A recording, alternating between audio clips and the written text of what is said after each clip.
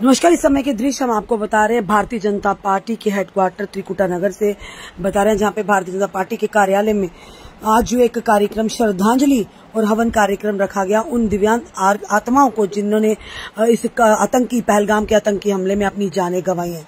इसमें भारतीय जनता पार्टी के वरिष्ठ नेता एवं जो कार्यकर्ता हैं मौजूद हैं और देखिए हवन मंत्र का उच्चारण हो रहा है, जिसमें भारतीय जनता पार्टी के प्रदेश अध्यक्ष सत शर्मा जी हैं, उन्हीं के साथ अन्य जो नेतागण मौजूद हैं, सीनियर नेतागण वो भी मौजूद हैं। और यहाँ पर आप देख रहे हैं श्रद्धांजलि समारोह का आयोजन किया गया उन 26 लोगों के लिए जिन्होंने अपनी जानें गंवाई हैं इस पहलगाम के एक कायराना आतंकी हमले में। हर देशवासी की आंख नम है इस घटना को लेकर। हर एक के सीने में वो दर्द है और दुख है, और ये आग ज्वाला की तरह ये इस समय बदले की आग लेकर हर देशवासी नजरें गिराए हैं मोदी सरकार पर कि आखिर कब कड़ा फैसला लेंगे और कब बदला पूरा होगा इन कायर आतंकियों का, जिन्होंने हमसे हमारे अलग अलग राज्यों पूरे देश भर के जो पर्यटक थे, सैलानी थे, उनकी जानें ली हैं। फिलहाल मोदी सरकार ने पहले ही कह दिया है कि वो बदला लिया जाएगा, शायद जिसका उन्होंने अनुमान भी नहीं लगाया होगा कड़े शब्दों में। और उसी के चलते भारतीय जनता पार्टी के दफ्तर में इस समय श्रद्धांजलि समारोह का आयोजन किया गया।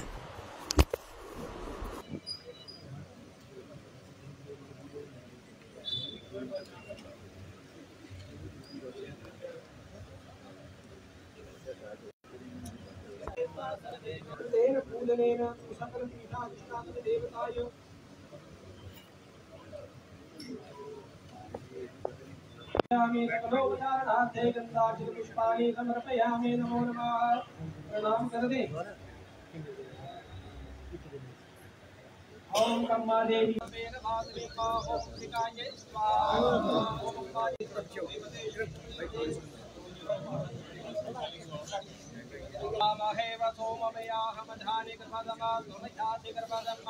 ओम गणपतये स्वाहा। सभी करेंगे ओम गणपतये स्वाहा। ओम गणपतये स्वाहा। ध्यान करें। ओम अम्बे अम्बिके अम्बालिके नमानयति कचना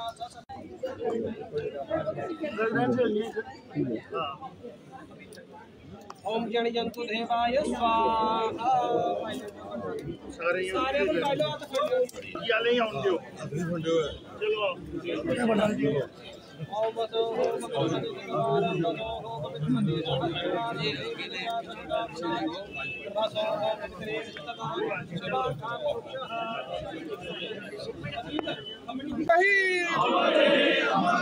पहलगाम के शहीद, पहलगाम के शहीद। भारत माता की जय, भारत माता की जय, भारत माता की जय। पहलगाम के शहीद, पहलगाम के शहीद, पहलगाम के शहीद। भारत माता की जय, भारत माता की जय।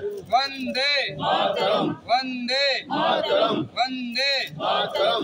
पहलगाम के शहीद, पहलगाम के शहीद। भारत के अमर शहीद, भारत के अमर शहीद। भारत माता की जय।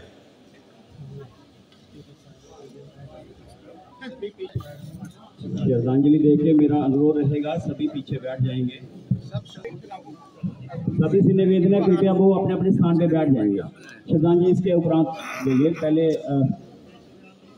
अध्यक्ष जी और हमारे सभी कार्यालय में उन शहीदों के लिए जिन्होंने पहलगाम में शहादत पाई, उनके लिए एक हवन रखा गया है।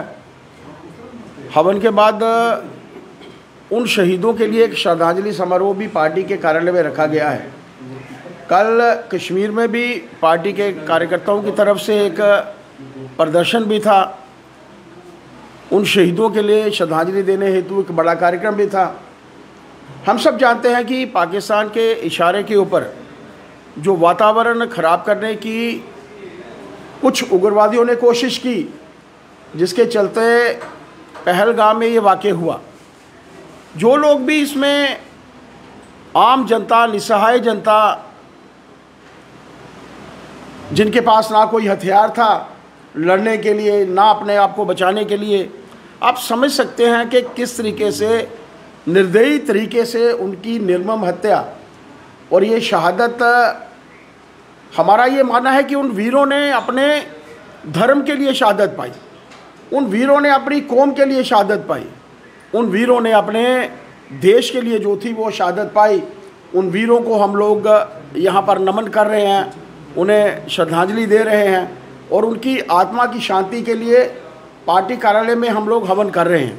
पाकिस्तान के इशारे पर जो लोग भी यहाँ पर काम कर रहे हैं, जो लोग भी उग्रवादी या OGWs यहाँ पर काम कर रहे हैं, ये बात आप मानकर चलिए वो किसी भी सूरत में बख्शे नहीं जाएंगे। दो एक दिन में आप रिजल्ट देखिए, वो आप लोगों को जहन्नुम में जो हैं वो नज़र आएंगे। आप समझ सकते हैं कि सऊदी अरबिया का दौरा जो है वो बीच पर छोड़कर यहाँ पर आए। आप समझ सकते हैं कि देश के गृह मंत्री रातों रात एकाएक उनके ध्यान में जैसे ही आया, वो रात को ही जो है कश्मीर में पहुँच गए। आप समझ सकते हैं मौके की नज़ाकत थी। और इतना बड़ा नुकसान देश में पहली बार हुआ है, इतना बड़ा नुकसान जिसके चलते निहत्थे, निसहाय उन लोगों के ऊपर गोलीबारी की गई। कौन सा धर्म हम लोगों को सिखाता है कि निहत्थे और निसहाय लोगों के ऊपर गोलाबारी करना? देश के प्रधानमंत्री जी ने अगर कहा है, मुझे याद है कि पुलवामा अटैक के बाद उन्होंने कहा था कि हमारे वीर सैनिकों की शहादत जो है वो बेकार नहीं जाएगी। तो अगर आज उन्होंने कहा है कि किसी भी कोने में ये उग्रवादी हों, उन्हें बख्शा नहीं जाएगा।